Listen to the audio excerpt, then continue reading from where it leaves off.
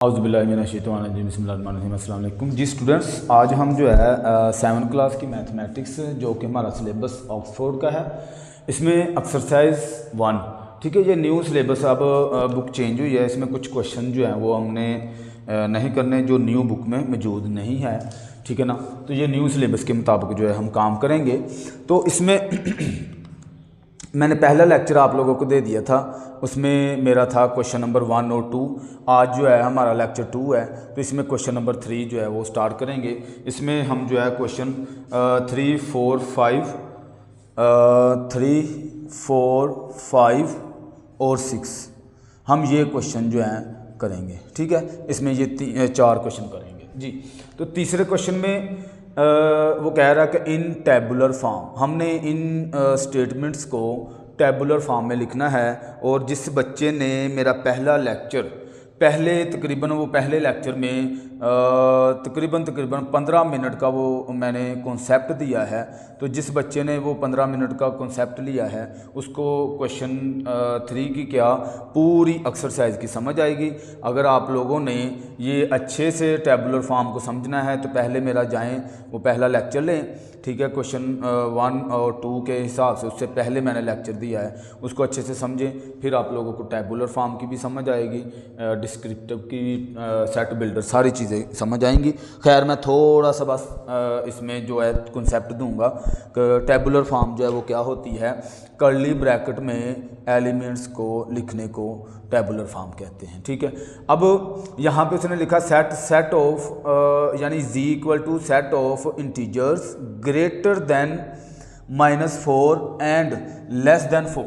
अब हमारे पास उसने इंटीजर्स कहे हैं और आप लोगों को मैंने ये सेट भी याद करवाए हुए हैं। तो इंटीजर्स हमारे नंबर जो होते हैं ना उसको z से ही शो करते हैं, और इसमें होता है 0 +- 1 +- 2 +- 3, ठीक है। ये सारे 100 आगे कंटिन्यू चलते हैं, लेकिन इसमें उसकी शर्त है कि वो कहता है इंटीजर नंबर लिखें लेकिन ग्रेटर देन -4 और लेस देन 4, ठीक है। अगर मैं इस वाली स्टेटमेंट को अगेन से लिखूँ ना तो प्लस माइनस का मतलब ये होता है कि एक नंबर लाइन होती है, उसमें हमारे पास वो कहता है कि -4 -2 -3 -2 -1 और 0, फिर इसके आगे प्लस के शुरू हो जाते हैं 2, 3 और 4। ऐसे 100 कंटिन्यू ये इस तरफ को आगे 100 चलते रहते हैं और ये भी आगे चलते रहते हैं। ये सेट जो है ना वो इस तरह से हम इसको लिखते हैं, ठीक हो गया।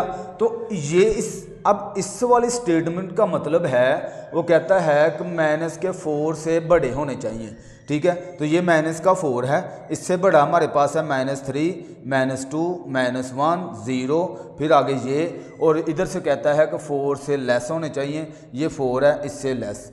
तो ये वाली जो है ना इधर से लेकर इधर तक हम जो है इसको टैबुलर फॉर्म में लिखेंगे, ठीक है। याद रखिएगा अगर कोई रकम माइनस में आती है ये चीज़ बच्चों को नहीं समझ आती है, ठीक है। अभी 7 में है, वैसे तो समझ आनी चाहिए क्योंकि 6 में भी हमने सीखा। माइनस में जितनी बड़ी रकम होती है वो उतनी छोटी, ये 0 से भी छोटा होता है, ठीक है, क्योंकि माइनस में जो चली गई, ठीक है ना, 0 से भी माइनस में चली गई है तो इसलिए ये 0 से छोटी होती है, ठीक हो गया। ये याद रखनी है बात। अब मैं इसकी टैबुलर फॉर्म आपके सामने बनाता हूँ यहाँ पे कि आप लोगों ने क्या करना है। z = लिखेंगे, चूँकि उसने -4 से शुरू लेस कहा है, ग्रेटर कहा है, तो आपने इसमें इन्वॉल्व 4 नहीं करना। इससे ग्रेटर है मेरे पास -3, फिर -2 -1, फिर 0 आता है, फिर प्लस का 1 2 3 यहाँ तक हमारे पास नंबर आते हैं। क्योंकि लेस देन 4 कहा है तो 4 इसमें इन्वॉल्व नहीं होगा, उससे छोटा तो ये, और इससे बड़ा कहा है तो ये मेरे पास इसका आंसर आ जाएगा। इस तरह से हमने इसको सीख लेना है। आगे है दूसरा, set of a first 5 odd number, पहले 5 ओड नंबर वो पूछ रहा है, which are the divisible by 3।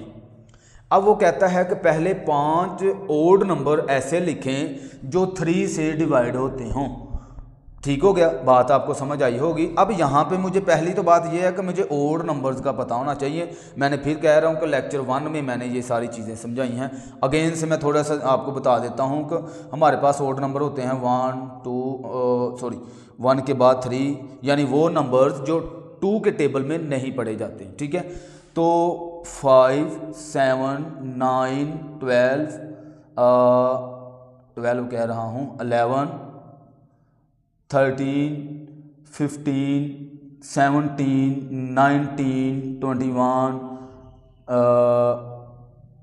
23 इस तरह से 100 नंबर चलते जाएंगे। अब मैंने ये सारे नंबर लिखे हैं। उसने कहा इनमें से वो नंबर लिखें, कितने नंबर? 5, जो 3 से डिवाइड हो जाएं। तो एक तो ये 3 है जो 3 से डिवाइड हो जाता है, एक ये 9 है 3 से डिवाइड हो जाता है, एक 15 है 3 से डिवाइड हो जाता है, इधर से 21 है 3 से डिवाइड हो जाता है, और ये कितने हो गया? 1 2 3 4। इसी तरह 25 आता है और 27, तो 27 भी 3 से डिवाइड हो जाता है। तो इसका मतलब है अब यहाँ पे मैं O इक्वल टू वो नंबर लिखूँगा जो 3 से डिवाइड हो रहे हैं। तो 3 लिखूँगा मैं इधर, 3 के बाद 9, 9 के बाद 15, फिर 21, फिर मैं 27। तो ये जो है मेरे पास आंसर आ जाएगा। ठीक हो गया। इस तरह से हमने इसमें से निकाल के ये नंबर लिख देने हैं और ये ओड नंबर हैं। ठीक हो गया। अब तीसरे पार्ट में कहता है P equal to set of prime number between 50 and 90।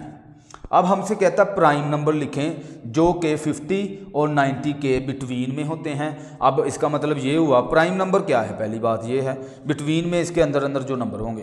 Prime number वो नंबर्स मैंने बताया हुआ है सेट ये भी कि वो जो खुद के टेबल में पढ़े जाते हैं। जैसे इसके नंबर 2 से शुरू होते हैं, 3 5 7 11 13, इसी तरह 17 19 23। ये सारे नंबर खुद के टेबल में पढ़े जाते हैं, किसी और टेबल में नहीं हम इसको पढ़ सकते हैं, उसमें नहीं आते हैं। शर्त उसकी ये है कि 50 से अप होने चाहिए और 90 से लेस होने चाहिए। तो मैं यहाँ पे अगर इसका एक सेट बनाता हूँ आपके सामने कि 50 के ऊपर अब 51 है, 51 3 के टेबल में आता है, ठीक है ना, ये 3 के टेबल में, तो इसका मतलब 51 नहीं होगा। इसके बाद मैं 53 लिखूँगा। ठीक है, 53। आप चाहें तो 51 से लेकर 90 तक गिनती लिख के ना उसमें से निकाल लें वो नंबर्स जो खुद के टेबल में पढ़े जाते हैं। ठीक है, 53 53 4 55 56 57 59, इसी तरह 61 भी किसी के टेबल में नहीं होता। 61 62 3 4 5 6 7 67 के बाद जो है हमारे पास नंबर आएगा। खैर इसको मैं लिखता ही इधर हूँ आंस में, क्योंकि मैं डायरेक्ट लिख रहा हूँ। चाहे आप ना 51 52 53 54 ये सारी गिनती 90 तक लिख के ना इसमें से वो नंबर्स उठा लें जो खुद के टेबल में आते हैं, जैसे मैं ये लिख रहा हूँ। ठीक है, तो मैं इधर लिख देता हूँ P इक्वल टू सेट इसका बनाता हूँ, तो मेरे पास 53 57 59 61 67 और 67 के बाद 69 जो है वो 3 के टेबल में आता है, वो नहीं लिखेंगे। इसके बाद जो है 71 लिखेंगे, 71 के बाद 73 लिखेंगे। ठीक है, 73 4 5 6 7 77 11 के टेबल में है, वो नहीं लिखेंगे। 78 79 आ गया। ठीक हो गया। इसके बाद 79 के बाद 80 नहीं लिखेंगे, 81 2 3 83 इसमें 83 लिखेंगे। 84 5 6 7 87 लिखेंगे। 88 और 89 भी किसी के टेबल में नहीं आता। तो इधर तक मेरे ये नंबर आ गए। उसने कहा था कि 50 से बड़े और 90 से छोटे लिखने हैं, तो ये मैंने सारे नंबर वो लिखे हैं जो प्राइम नंबर हैं, जो खुद के टेबल में पढ़े जाते हैं। ओके हो गया जी। अच्छा जी, आगे चौथे पार्ट में वो कहता है set of a even number lying between 8 and 20। अब हमसे कह रहा है कि वो नंबर लिखें जो इवन नंबर लिखने हैं जो 8 एंड 20 के बिटवीन में लिखे जाते हैं। तो इसको आपने इवन नंबर, अब मे भी ये नीचे से आपको नज़र ना आ रहा हो, इसका जो आंसर है ना वो मैं इधर लिख देता हूँ। E equal to, even number लिखने हैं 8 से बड़े होने चाहिए, 20 से छोटे, तो 8 से ग्रेटर इवन नंबर। अब इवन नंबर आपको पता है वो नंबर जो खुद के टेबल, सॉरी खुद के जो 2 के टेबल में पढ़े जाते हैं, ठीक है। तो 8 से जो ग्रेटर होगा वो होगा मेरे पास 10, फिर 12, 14, 16, 18, 20 इसमें नहीं लिखेंगे क्योंकि उसने कहा 20 और 8 के बिटवीन में। तो ये मेरे पास नंबर आ गए इवन। इस तरह से question number 3 complete. Question number 4 और 5 करेंगे इसमें, ठीक है जी। क्वेश्चन नंबर 4 में हमें जो है वो डाटा मैंने लिख लिया है। वो कहता है कि ए सेट ये है और बी में उसने ये सेट दिया हुआ है। हमें कहता है कि ए यूनियन बी लिखें। मैंने आप लोगों को ये सिखाया हुआ है कि यूनियन जो है वो करते हैं, इनको दोनों सेट को कंबाइन किसी एक सेट में लिख देते हैं, ठीक है। और एक असेंडिंग ऑर्डर से हम इसको लिखते हैं, तरतीब से। अच्छा जी, अब मैं यहाँ पे लिखूँगा ए यूनियन बी, ठीक है, क्योंकि उसने कहा ए यूनियन बी फाइंड करें। तो ए यूनियन बी लिख के इक्वल टू में यहाँ पे मैं ए की वैल्यू लिखूँगा 2, 4, 6 और 8। इसी तरह यूनियन इधर मैं बी की वैल्यू लिखूँगा 1, 3, 5 और 7। ठीक हो गया। अब ये मेरे पास इसका यूनियन लेना है, इसको अगेन से मैं लिखूँगा A union B equal to.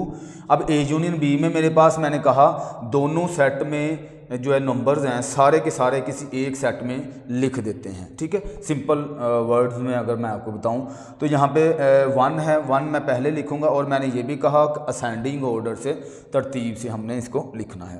1 के बाद 2 आता है, इधर देखें 2 है, इधर फिर 3, 4, 5, 6, 7, 8। तो 3, 4, 5, 6, 7 और 8। तो ये मेरे पास आंसर आ गया। सिंपल में छोटा सा क्वेश्चन था। अच्छा जी, 5वें पार्ट में फिर से हमने ए यूनियन बी ही निकालना है, लेकिन वैल्यूज़ चेंज हो गई। ए में मेरे पास 3, 6, 9 है और बी में मेरे पास कुछ नहीं है। तो देन इसमें हम क्या करते हैं कि पहले लिखेंगे A union B equal to, A की वैल्यू है 3, 6, 9, यूनियन का सिंबल। अच्छा, ये कुछ बच्चे ना इस यूनियन को इस तरह से लिखते हैं, ऐसे। ये यू नहीं है, ये सिंबल है यूनियन का, ठीक है। इसलिए बिल्कुल ऐसे सीधा यू आप लोग बनाया करें, ठीक है। इधर आ गया मेरे पास खाली सेट, ठीक है। तो A union B equal to, अब क्योंकि दोनों के नंबर लिखने, अब इसमें तो कुछ है ही नहीं है, तो मैं यही नंबर जो है 3, 6 और 9 लिख दूंगा, क्योंकि उसमें तो खाली सेट है तो वो मैं नहीं लिखूंगा। तो ये जवाब आ गया मेरा। Question number 6। क्वेश्चन नंबर 6 में हमारे पास उसने ना आर की वैल्यू, एस की वैल्यू और टी की वैल्यू दे दी है। हमें उसने 3 पार्ट्स इसके दे दिए। वो कहता है पहले पार्ट में आप T intersection R intersection T, S intersection R और टी इंटरसेक्शन एस निकालें। तो हम कर लेते हैं सॉल्यूशन, बिल्कुल आसान काम है। तो आर इंटरसेक्शन टी, ठीक हो गया। इधर आर की वैल्यू लिखें, हमारे पास है 1, 2, 3, 4, 5 और 6, ठीक है, इंटरसेक्शन। अब इधर लिखेंगे हम टी की वैल्यू 1, 3, 5, 7, 1, 3, 5 और 7, ठीक हो गया। अब देखें इंटरसेक्शन में क्या होता है कि कॉमन एलिमेंट्स जो हैं वो लिखते हैं मुश्तरक, एक जैसे जो सेम नंबर होते हैं वो यहाँ पे ए इंटरसेक्शन टी में हम लिखते हैं। तो देखें सेम नंबर 1 है, इधर भी 1 है तो 1 लिख दिया। इसी तरह 3 लिखेंगे, 5 लिखेंगे इसके बाद, ठीक है, और बस। तो ये मेरे पास जो है आंसर आ जाएगा इसका, पहले पार्ट का 1, 3 और 5, ठीक है। इसी तरह हम इसको कर लेते हैं सॉल्यूशन। एस की वैल्यू जो है एस इंटरसेक्शन आर, ठीक है। एस की वैल्यू लिखेंगे अब 0, 3, 6 और 9, ठीक है। इंटरसेक्शन आर की वैल्यू मेरे पास है 1, 2, 3, 4, 5 और 6, ठीक हो गया। ये मेरे पास आर की वैल्यू है। अब चूंकि इसका इंटरसेक्शन लेना है अगेन से, तो इंटरसेक्शन मैंने बताया कि कॉमन नंबर लिखते हैं एक जैसे सेम नंबर। तो इसमें देखिए सेम नंबर ये 3 है और ये देखें 3 और 6, 3 और 6। तो मैं इधर मेरे पास आंसर आ गया 3 और 6, तो ये मेरे पास इसका आंसर आ गया। अब हम निकाल लेते हैं इसका तीसरा पार्ट। तो तीसरे पार्ट को मैं इधर इसको रेज करके लिख लेता हूँ क्योंकि ये इधर पूरा नहीं आना। तो इसको मैं अगर लिखता हूँ कि टी इंटरसेक्शन एस, ठीक है, एस इक्वल टू, अब तीनों का ही इंटरसेक्शन निकालना था, इंटरसेक्शन ही है ना, हाँ जी, तो ये मैंने लिख लिया है। अब आपने क्या करना है, टी की वैल्यू इधर लिखनी है 1, 3, 5 और 7, ठीक है, ये मैंने लिख ली। अब हमने इंटरसेक्शन का सिंबल डालना है और आगे एस की वैल्यू 0, 3, 6 और 9, ठीक हो गया। T intersection S equal to, अब इसका इंटरसेक्शन फिर से वही बात कि सेम नंबर, तो सेम नंबर देखें इधर 3 है, इधर भी 3, इधर बस हमारे पास सिर्फ एक डिजिट ऐसा है जो सेम है, वो है 3, तो ये मेरे पास आंसर आ जाएगा। ठीक है, इस तरह से हमारा क्वेश्चन 6 और लेक्चर 2 कंप्लीट हो गया। इसमें क्वेश्चन 3, 4, 5 और 6 मैंने करवाया। बहुत शुक्रिया, अल्लाह हाफिज़।